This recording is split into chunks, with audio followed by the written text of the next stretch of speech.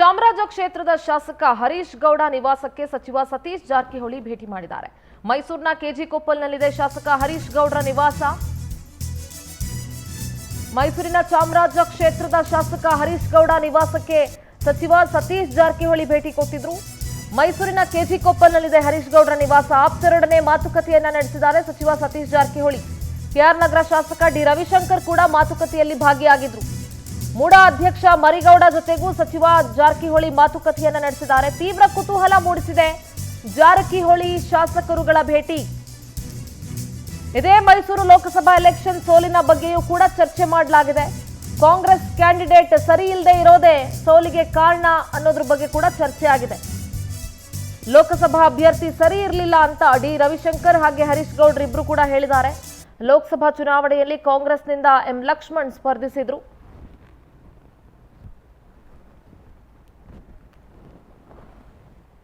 ನಾವು ಗೆಲ್ಬೋದಾಯ್ತು, ಇಲ್ಲಿ ಎಲ್ಲ ಒಂದು ಸ್ವಲ್ಪ ಪ್ರಿಕಾಷನ್ ತಗೊಂಡು ನಾವು ಚುನಾವಣೆಗಳನ್ನ ಮಾಡಬೇಕಾಯ್ತು ಅಂತ ಅನ್ನೋದು ಅವರ ವಿಚಾರಕ್ಕೆ ಹೋಗಿರುವಂಥದ್ದು. ಅದನ್ನು ನಾವೆಲ್ಲ ಹೇಳಿದ್ವಿ, ಇಲ್ಲೇನೇನು ಆಯಿತು, ನಮಗೆ ಹಿನ್ನಡೆ ಆಗೋದಕ್ಕೆ ಕಾರಣ ಏನು ಅಂತ ಅನ್ನೋದನ್ನು ನಾವು ಮಾತಾಡಿದ್ವಿ. ಕ್ಯಾಂಡಿಡೇಟಿಂದ ಏನು ಹಿನ್ನಡೆ ಇಲ್ಲ, ನಮ್ಮಲ್ಲಿ ಮಹಾರಾಜರು ಅಂತ ಅನ್ನೋದೊಂದು, ಮತ್ತು ಎಲ್ಲರೂ ನಮ್ಮ ಮೈಸೂರು ಭಾಗದ ಜನರು ಮಹಾರಾಜರು ಋಣವನ್ನು ತೀರಿಸಬೇಕು ಅಂತ ನಮ್ಮ ಮನಸ್ಥಿತಿಯಿಂದ ಮತ ಹಾಕಿದ್ರು ಅಂತ ಅನ್ನೋದನ್ನೆಲ್ಲ ಚರ್ಚೆ ಮಾಡಿದ್ವಿ. ನಾವು ಮಹಾರಾಜರು ಅಲ್ಲದೆ ಬೇರೆಯವ್ರು ಯಾರೇ ಕ್ಯಾಂಡಿಡೇಟ್ ಆಗಿದ್ರು ನಾವೇ ಗೆಲ್ತಾ ಇದ್ವಿ. ಅಂದರೆ ನಾವು ಗೆಲ್ಬೋದು. ಮೈಸೂರು ಪ್ರತಿನಿಧಿ ಸುರೇಶ್ ದೂರವಾಣಿ ಸಂಪರ್ಕದಲ್ಲಿ ಜಾಯ್ನ್ ಆಗ್ತಾ ಇದ್ದಾರೆ. ಸುರೇಶ್, ಸದ್ಯ ಹರೀಶ್ ಗೌಡ್ರ ಮನೆಗೆ ಸತೀಶ್ ಜಾರಕಿಹೊಳಿ ಭೇಟಿ ಕೊಟ್ಟಿದ್ರು. ಒಂದಷ್ಟು ರಾಜಕೀಯ ಮಾತುಕತೆಗಳು ನಡೆದಿದೆ. ಏನ್ ಡೆವಲಪ್ಮೆಂಟ್ಸ್ ಆಗಿದೆ ಅಲ್ಲಿ? ಇಂದ್ರ ಏನು ಮುಖ್ಯಮಂತ್ರಿ ಸಿದ್ದರಾಮಯ್ಯ ಅವರ ತವರಿನಲ್ಲಿ ಬೆಳಗಾವಿಯ ಸತೀಶ್ ಜಾರಕಿಹೊಳಿ ಸಾಕಷ್ಟು ಸಿಎಂ ಆಪ್ತರ ಶಾಸಕರ ಮನೆಗೆ ಭೇಟಿಯನ್ನು ನೀಡುತ್ತಿರೋದು ಸಾಕಷ್ಟು ಕುತೂಹಲಕ್ಕೆ ಕಾರಣ ಆಗಿದೆ. ಮುಖ್ಯಮಂತ್ರಿ ಸಿದ್ದರಾಮಯ್ಯನವರು ಮೂಡ ಹಗರಣದಲ್ಲಿ ಸಿಲುಕೊಂಡ ಬಳಿಕ ಮುಖ್ಯಮಂತ್ರಿ ಬದಲಾವಣೆ ಚರ್ಚೆಯ ಬೆನ್ನಲ್ಲೇ ಇದೀಗ ಸಿಎಂ ತವರಿನಲ್ಲಿ ಸತೀಶ್ ಜಾರಕಿಹೊಳಿ ಸಿಎಂ ಆಪ್ತರನ್ನೇ ಭೇಟಿ ಆಗ್ತಿರೋದು ಕುತೂಹಲಕ್ಕೆ ಕಾರಣವಿರುವಂತದ್ದು. ಶಾಸಕ ಹರೀಶ್ ಗೌಡ ಅವರ ನಿವಾಸಕ್ಕೂ ಕೂಡ ಭೇಟಿ ನೀಡಿ ಮಾತುಕತೆಯನ್ನ ನಡೆಸಿದ್ದಾರೆ. ಇದೊಂದು ಔಪಚಾರಿಕ ಭೇಟಿ ಅಷ್ಟೇ. ದಸರಾ ನೋಡೋದಕ್ಕೆ ಮೈಸೂರಿಗೆ ಬಂದಿದ್ದೆ ಅನ್ನೋ ಒಂದು ಮಾತನ್ನ ಸತೀಶ್ ಜಾರಕಿಹೊಳಿ ಹೇಳಿದ್ರು. ಇದಕ್ಕೆ ಹರೀಶ್ ಗೌಡ ಕೂಡ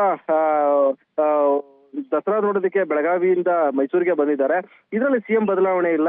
ನಾನು ಸೇರಿದಂತೆ 136 ಶಾಸಕರು ಕೂಡ ಸಿದ್ದರಾಮಯ್ಯ ಅವರೇ ಮುಂದಿನ 5 ವರ್ಷಗಳ ಕಾಲ ಮುಖ್ಯಮಂತ್ರಿ ಆಗ್ಬೇಕು ಅಂತೇಳಿ ನಾವು ಒತ್ತಡ ತರ್ತಿದ್ದೇವೆ. ಜೊತೆಗೆ ನಮ್ಮ ಅಭಿಮತ ಕೂಡ ಇದೆ, ಮುಖ್ಯಮಂತ್ರಿ ಸಿದ್ದರಾಮಯ್ಯನವರೇ ಇರಬೇಕು ಅಂತೇಳಿ. ಆದ್ರೆ ಸಿದ್ದರಾಮಯ್ಯ ಅವರ ಬದಲಾವಣೆ ಯಾವುದೇ ಕಾರಣಕ್ಕೂ ಕೂಡ ಹೈಕಮಾಂಡ್ ನ ಮುಂದೆ ಪ್ರಸ್ತಾವನೆ ಇಲ್ಲ ಅನ್ನೋ ಒಂದು ಹೇಳಿಕೆಯನ್ನು ನೋಡುವ ಮೂಲಕ ಮುಂದಿನ 5 ವರ್ಷಗಳ ಕಾಲ ಸಿದ್ದರಾಮಯ್ಯನವರೇ ಮುಖ್ಯಮಂತ್ರಿ ಅನ್ನೋ ಹೇಳಿಕೆಯನ್ನು ಕೂಡ ಹರೀಶ್ ಗೌಡ್ರು ಹೇಳ್ತಾ ಇದ್ರು. ಇದರ ಮಧ್ಯೆ ಮೈಸೂರಿನಲ್ಲಿ ಹಲವು ಶಾಸಕರು ಮತ್ತೆ ಒಂದಷ್ಟು ಕೈ ಮುಖಂಡರ ಮನೆಗೆ ಭೇಟಿ ನೀಡ್ತಾ ಇರುವಂತದ್ದು ಸತೀಶ್ ಜಾರಕಿಹೊಳಿ ನಡೆ ಸಾಕಷ್ಟು ಏನು ರಾಜಕೀಯ ವಲಯದಲ್ಲಿ ಚರ್ಚೆಗೆ ಗ್ರಾಸವಾಗಿರ್ತಕ್ಕಂಥದ್ದು. ಸಿಂಧೂರ. ಸುರೇಶ್, ನಿಮ್ಮೆಲ್ಲ ಮಾಹಿತಿಗಾಗಿ